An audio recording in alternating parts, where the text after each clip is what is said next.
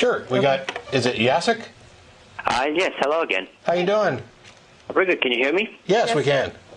Yes, very good. Just calling back, and I have a topic which is slightly off of what you were talking about. So, Sure. Basically, this has recently been a bigger problem for me. I am an atheist, and when I talk to various Christians, oftentimes we get to the topic of hell, with them talking about how I am damned to be in hell forever. Now, I'm having this with a friendly conversation with like some of my close friends who are Christians.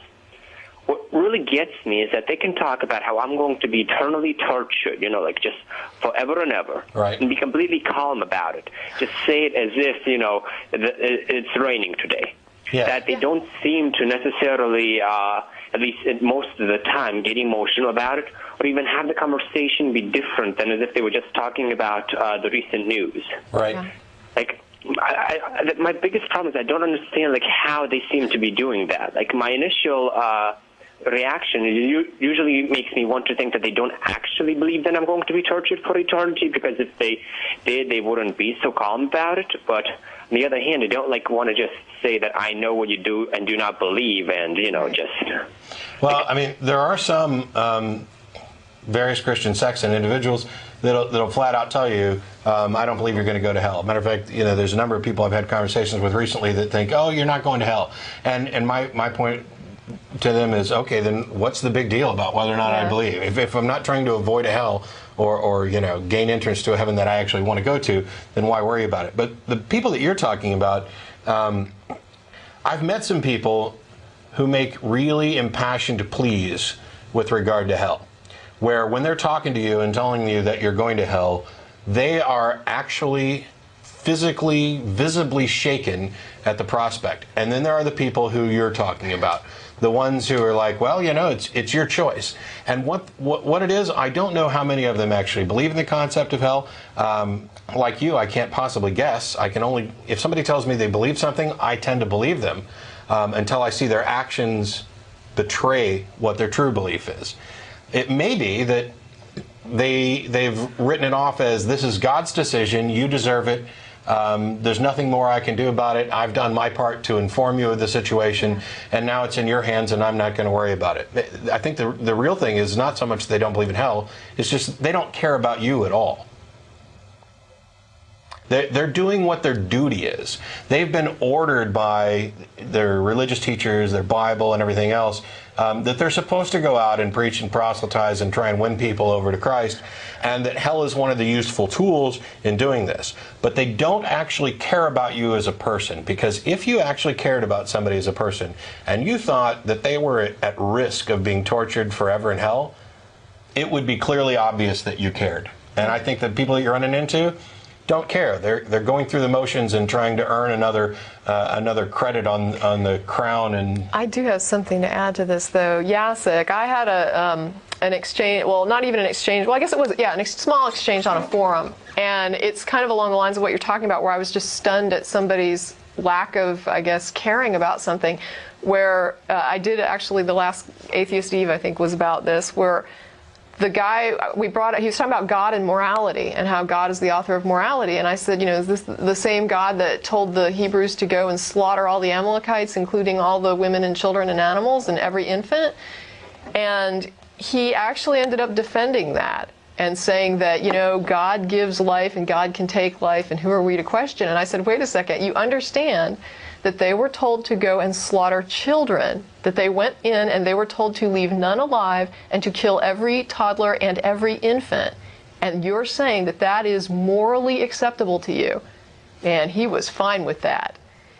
And my response is that, I'm kind of like with you. I'm sitting there saying, if your religion can get you to say that mass infanticide is morally correct in some circumstances, I'm concerned about your belief. It concerns me, because you may be living next door to me, and I don't know, what you think God might tell you tomorrow.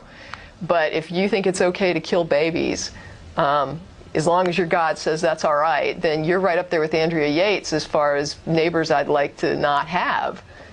And I've had a similar conversation with regard to the biblical command to stone unruly children. There's a guy that I'm having this discussion with. It was right after Dan Barker lectured here at UT, and I asked him, is that morally correct to stone unruly children to death? Thinking that, of course, like any reasonable person, he's going to say, no, maybe that part of the Bible wasn't inspired by God. Maybe they got that part wrong. It was never moral. But instead, because he's trapped into this presupposition that the Bible must actually be correct, and as it's the inspired Word of God, it must be moral, his response was that, yes, in fact, it was morally correct, but he qualified it by saying that it was morally correct for those people at that time. Well, but now he's established situational ethics, right? And the ability of the individual to consider situationally what actions are morally correct without any deference to divine instruction. And as long as you're willing to do that, I just won the argument, because my point is that I don't see any need for any divine instruction or any higher instruction at all about what morals are. We can determine them by ourselves as individuals and as groups. And the ones that we agree on as groups, those are the ones we enact as laws.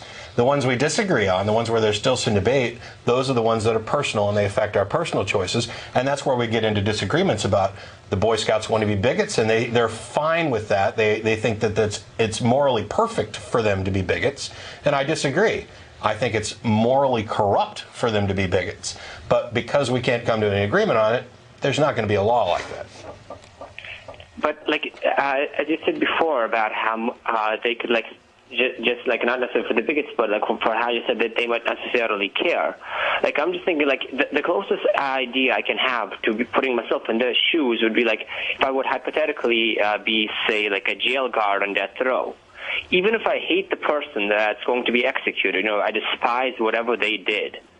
If I have to come up to them and say, okay, now I'm going to have to take you to the next room where you're going to be killed, right. I mean, even that much, I just can't really imagine myself ever saying that calmly. I mean, I could see this would touch me every single time that I do it, even if I don't like this person, because I find that... What if you thought they deserved it? Well, he said even if they were completely... No, he said if he didn't like them. What if you thought they deserved it, that they'd done... I mean, I'm not saying you could ever do that.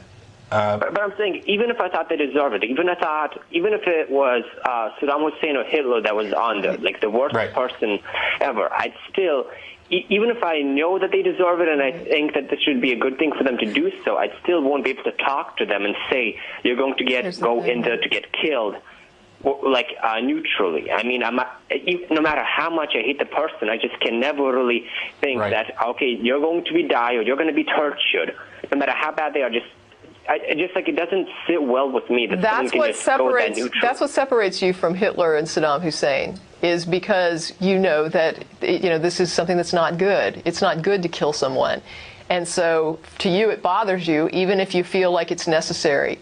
You would still say, I still feel like it's unfortunately necessary.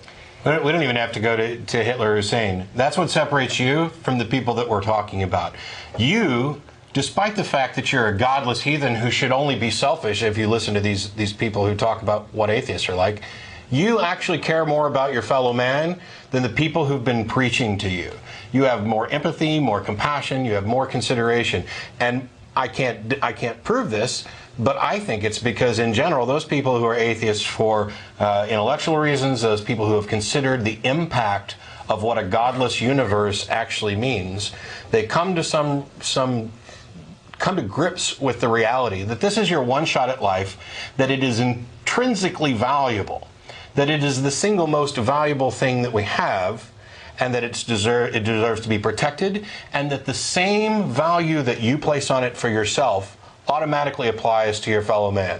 And I think it's a demonstration that what we see so many times, and I don't want to lump all Christians into one bucket. There's a Christian last week who called to punch me in the face. I don't think he's representing the typical Christian.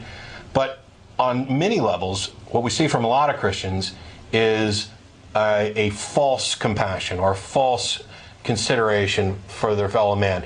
And the reason why they can do it is because this life is not nearly as important as the next one.